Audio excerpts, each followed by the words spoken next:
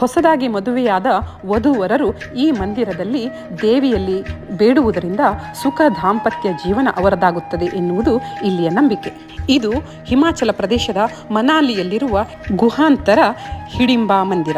ಪಾಂಡವರು ತಮ್ಮ ವನವಾಸದ ಸಮಯದಲ್ಲಿ ಸ್ವಲ್ಪ ವರ್ಷಗಳ ಕಾಲ ಈ ಮನಾಲಿಯಲ್ಲಿ ತಂಗಿದ್ದರಂತೆ. ಇದು ಹಿಡಂಬ ಎಂಬ ರಾಕ್ಷಸನಿಗೆ ಸೇರಿದ ಒಂದು ವನವಾಗಿತ್ತು. ಅವನ ತಂಗಿ ಹಿಡಿಂಬ. ಈ ರಾಕ್ಷಸರು ಪಾಂಡವರನ್ನ ಕೊಲ್ಲಿಕ್ಕೆ ಹೋಗ್ತಾರೆ. ಆದರೆ ಅವರಲ್ಲಿ ಬಲಶಾಲಿಯಾದ ಭೀಮ ಹಿಡಂಬನನ್ನ ಕೊಂದು ಬಿಡ್ತಾನೆ.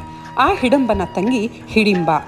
ಆಕೆ ತಾನು ಅನಾಥಳಾದೆ ಎಂದು ಗೋಳಿಡುತ್ತಾ ಭೀಮನನ್ನು ಕೇಳ್ಕೊಳ್ತಾಳೆ ತನ್ನನ್ನು ವರಿಸಲು. ಹಾಗೆ ಭೀಮ ಆ ಹಿಡಿಂಬೆಯನ್ನು ಮದುವೆಯಾಗ್ತಾನೆ. ಸ್ವಲ್ಪ ದಿನಗಳ ಕಾಲ ಈ ಜಾಗದಲ್ಲಿ ತಂಗಿರ್ತಾನೆ. ಇವರಿಬ್ಬರಿಗೆ ಹುಟ್ಟಿದ ಮಗ ಘಟೋತ್ಕಚ.